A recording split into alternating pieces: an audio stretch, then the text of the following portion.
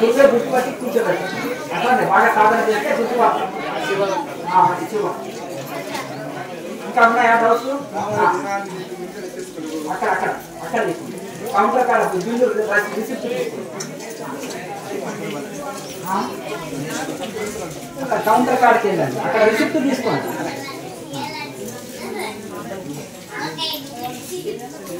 ఇంకా నా సందేహాలు ఉన్నాయా, డౌట్స్ ఉన్నాయా? చిన్నపిల్లలు రోజు సాధన చేయాలి. అర్థంగా ఏకాగ్రత కావాలన్నా, కాన్సన్ట్రేషన్ కావాలన్నా వద్దా, మెమరీ పవర్ కావాలన్నా, మెమరీ పవర్ మెమరీ పవర్ ఉంటే ఏం చేస్తారు?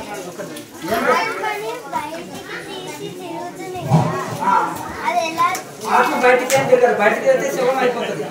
అర్థమైంది కదా? అదే ఏదో తెలియక చెప్పింటారు కానీ ఆత్మ బయటికి వెళ్తే శవం అయిపోతుంది. అర్థమైందా? కనుక అయితే ఒకటి చాలా మంది అట్లా ఊహ వస్తుంది, కొంతమంది ధ్యానం చేస్తుంటే అట్లా చెప్తుంటారు కానీ అది వాటి ఎక్స్పీరియన్స్, అది అట్లా అది జరగదు, శరీరం శవం అవుతుంది అట్లా. అయితే ఇక్కడ చూడండి, అక్కడ మానసిక భావన అనమాట, మనసులో భావన. నీకు ఊరు గుర్తొచ్చిందా, ఇల్లు గుర్తొచ్చింది అనుకో, మరి నువ్వు అక్కడికి పోయినా ఈయనే ఉన్నావు కదా, నీ మనసులో థాట్ వచ్చింది, ఆలోచన వచ్చింది. అట్లా మానసిక ఆలోచనలు. అయితే అట్లా ఏకాగ్రత పెరిగితే మంచి ర్యాంక్ సంపాదిస్తారు. అట్లా కనుక విద్యార్థులు ప్రాణాయామం చేసి ధ్యానం చేయాలి. రోజు ధ్యానం చేస్తే మెమరీ పవర్ పెరుగుతుంది.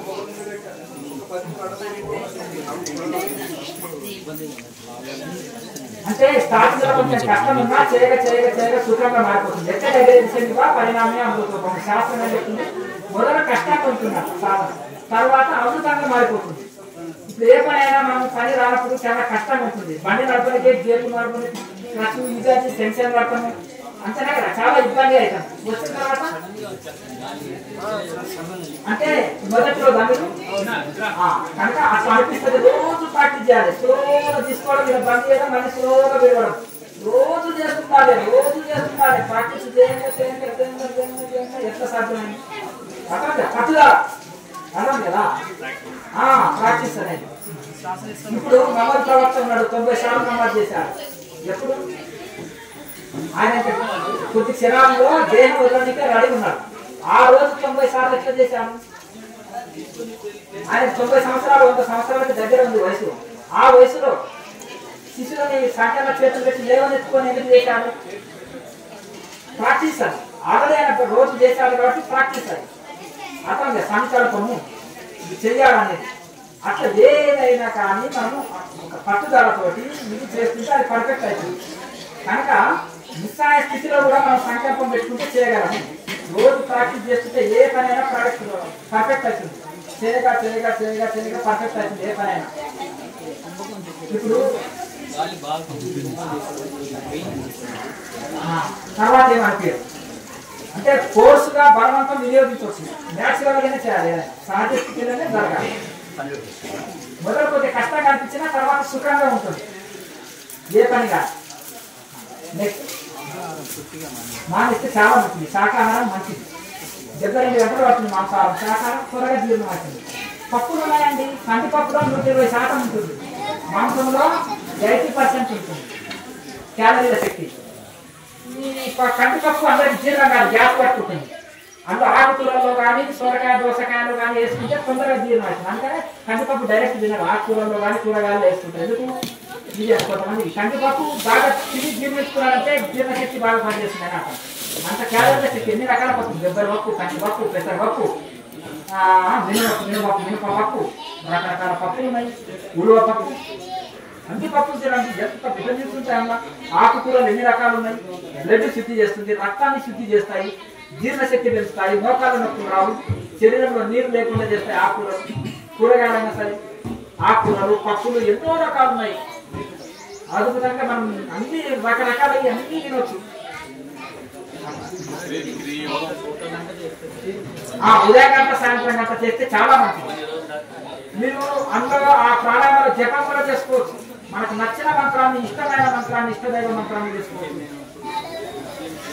చేసుకోవచ్చు. మీ మంత్రం మీరు చేసుకోవచ్చు. ఇప్పుడు తిప్పుతారు కదా, మాల తిప్పకుండా మనసులోనే చేసుకోవచ్చు. ఇక్కడ దానివల్ల ఏంటంటే మనసుకు ఏకాగ్రత చెందుతుంది. అట్లా మంత్రాన్ని జపం చేస్తాం కదా, మీరు అది చదివినప్పుడు ఏమవుతుందంటే మనసుకి ఏకాగ్రత అవుతుంది. మామూలు అప్పుడు అయితే నిలబడవచ్చు. కానీ ఇక్కడ ప్రాణాయామ స్వామిని బంధించి చేసినప్పుడు మనసుకి గుండెకు ఒక పట్టుని గుండెకు పట్టుని కట్టేస్తే అక్కడే ఉంటుంది.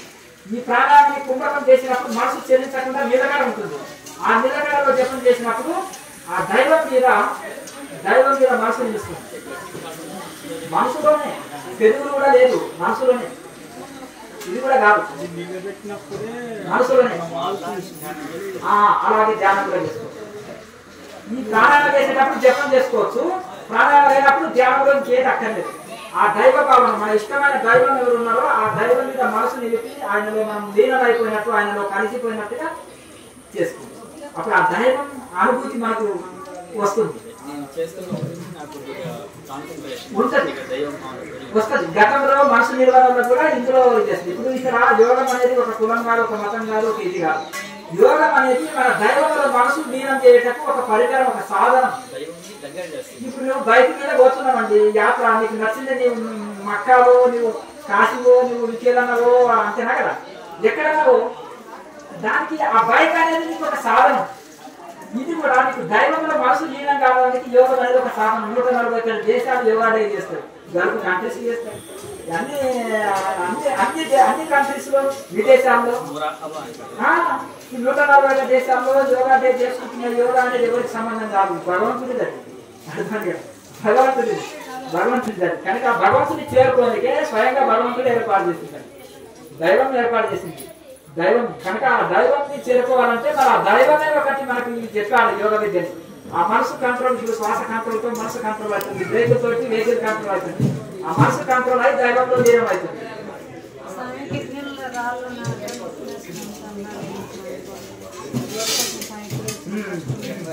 కొండపిండి ఆ కానీ ఉంటుంది, పిండి సెట్ ఉంటుంది కదా, దాన్ని రోజు జ్యూస్ చేసుకుని తాగండి, జ్యూస్ చేసుకుని తాగండి. ఈ 4 మధ్య పెట్టి పైకి తోస్తుంటాం, కింది నుంచి పైకి తోస్తుంటాం.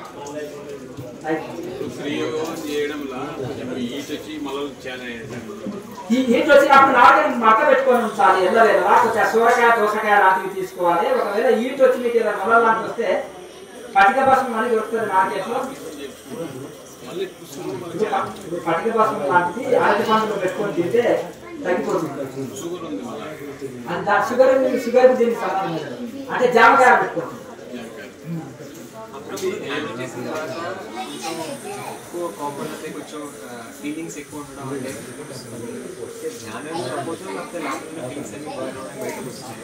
అంటే ఇక్కడ చూడండి, ఎప్పుడైతే యోగం బాగా ప్రాణాయామ అభ్యాసం చేస్తే శరీరంలో హీట్ పెరుగుతుంది. హీట్ పెరిగినప్పుడు కొంచెం ఎండాకాలంలో చాలా మందికి ఆ ఫీలింగ్స్ ఎక్కువ ఉంటుంది. అలాగే ఈ ప్రాణాయామం చేసినప్పుడు హీట్ వచ్చినప్పుడు కూడా ఆ భావనలు కలగవచ్చు. కానీ ఆ హీట్ పెరగకుండా తీసుకోవాలి యోగి. సన్నిధి స్నానము అందుకని చెప్తారు, సన్నిధి స్నానం చేయడము, చప్పల కూరగాయలు తినడము, అలాగే ఈ యొక్క సోరకాయ దోసకాయ చర్వ చేసే పదార్థాలు తినడము, నిమ్మరసం కానీ ఇటువంటి మజ్జిగ లాంటివి తీసుకోవాలని ఎందుకు చెప్తామంటే ఆ హీటుకు వచ్చిన హీటుకు ఇబ్బంది కలిగించినప్పుడు హీట్ పోయేది తీసుకునే ఆహారం కానీ కేచర్లో ఉండాలి. నెల కేచర్లో ఉంటే హీట్ రాదు, హీట్ లేకుండా చూసుకోవాలి. అంటే ఏం లేదు, ఆ హీట్ వల్లనే వస్తుంది, హీట్ తోటి ఆ టైం వస్తుంది. ఇప్పుడు మీకు షుగర్ ఉంది కాబట్టి జామకాయలో పటిక భస్మం అని ఉంటుంది. ఆ పటిక భస్మం జామకాయని కలిసి ముక్కలు చేసి అందులో ఆ పటిక భస్మం పోసుకొని దాన్ని తినేసేయాలి. ఆ హీట్ తగ్గిపోతుంది, మరొకనా పోతాయి. అయ్యా ఇంకా ఫోన్ చేసుకోకండి. అయితే దాన్ని మన కనుక ఈ విధంగా మనకు తమో గుణ రజోగుణ పదార్థాలు శాస్త్రము వద్దని చెప్పింది, నిషేధించింది, అవి తీసుకోవద్దు. దానికి ప్రత్యామ్నాయంగా ఏవేవి తినాలంటే ఇప్పుడు మాంసము అదే దేవతలకు బలిస్తారు కదా అన్నారు కదా. అయితే మాంసం ఒక ప్రాణిని చంపితే హింసిస్తేనే వస్తుంది. మరి ఎన్నో పదార్థాలు ఉన్నాయి కదా తినుట కోసం. ఎన్ని రకాల పప్పులు ఉన్నాయి చెప్పండి చూద్దాం. కందిపప్పులో ఎంత ఉంటుంది? 120% క్యాలరీల శక్తి ఉంటుంది. మాంసంలో ఎంత? 70 లేదా 80. ఎందులో ఎక్కువ ఉంది? మరి 50% క్యాలరీల శక్తి కందిపప్పులో ఉంది. పడదండి నాకు గ్యాసు ఎట్లకెళ్ళి వస్తుంది గ్యాసు అంటే అంటే మాంసం కృతులు ఎక్కువ ఉన్నాయి. కందిపప్పులో మాంసం కృతులు 50% ఎక్కువ ఉన్నాయి. మాంసంలో కంటే కూడా మాంసకృత్తులు అర్థమైంది కదా. మాంసంలో ఏదైతే ఉందో ఆ మాంసంకి సంబంధించింది అందులో కందిపప్పులు ఎక్కువ ఉన్నాయి. మరి కందిపప్పు శాకాహారం కదా, కనుక అది తీసుకుంటే అయిపోయాయి కదా. మరి కందిపప్పు ఏం చేయాలంటే ఆకుకూరల్లో దేంట్లో వేసుకున్నా సరే, సూరకాయ దోసకాయల్లో కానీ వేస్తే తొందరగా జీర్ణం అవుతుంది. డైరెక్ట్ తింటే కొంతమంది జీర్ణించుకోలేరు, గ్యాస్ ఉన్న వాళ్ళు. మామూలు వాళ్ళకి అరుగుతుంది కానీ కొద్దిగా గ్యాస్ ట్రబుల్ ఉన్న వాళ్ళకి అరగదు కనుక వాళ్ళు ఆకుకూరల్లో కానీ కూరగాయల్లో సూరకాయ దోసకాయలు వేస్తే తొందరగా ఇవి జీర్ణం చేస్తాయి కాబట్టి అది తొందరగా జీర్ణం అవుతుంది. అలాగే ఇక్కడ మనకు పప్పులు ఊరవపప్పు ఉంది, బెబ్బరపప్పు ఉంది, పెసరపప్పు ఉంది, మినప్పప్పు ఉంది, కందిపప్పు ఉంది, ఇలా రకరకాలుగా ఎన్నో రకాల పప్పులు ఉన్నాయి. ఈ పప్పులు ఏవైనా సరే ఆకుకూరలో కూరగాయల్లో వేసుకోవచ్చు, డైరెక్ట్ కూడా తినవచ్చు. మిక్సింగ్ పప్పులు కూడా అన్ని ఎక్కువ పప్పులు కూడా ఒకే దాంట్లో వేసుకోవచ్చు. 10 రకాల ఆకులు ఒక తాను వేసి ఉండొచ్చు, 10 రకాల కూరగాయలు ఒక తాను వేసి ఉండొచ్చు, ఒక 10 రకాల ఇవి పప్పులు ఒక తాను వేసి వండొచ్చు.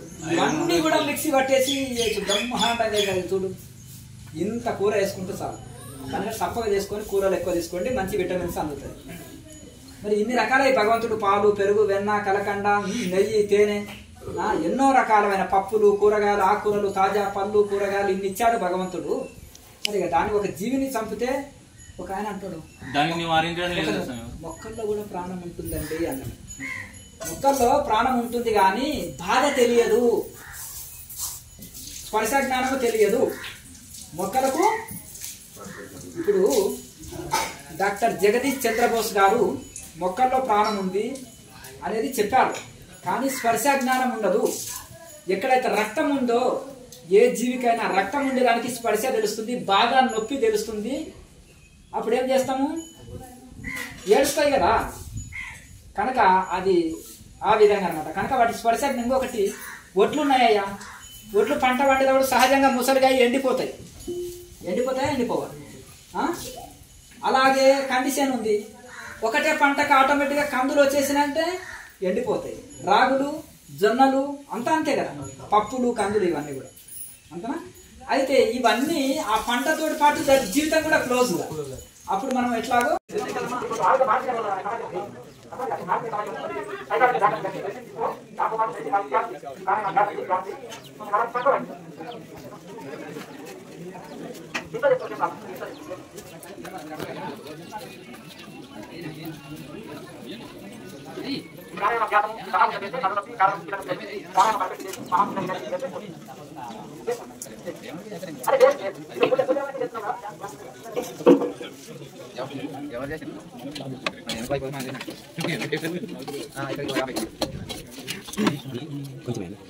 స్వామి నీ మనసులోనికి స్వామి ఏదో ఒకటి ఈ విధంగా చెప్తేనే కదా ఈ మనసులో అదే నీలో ఉన్న మనసు ఇక్కడ మనసు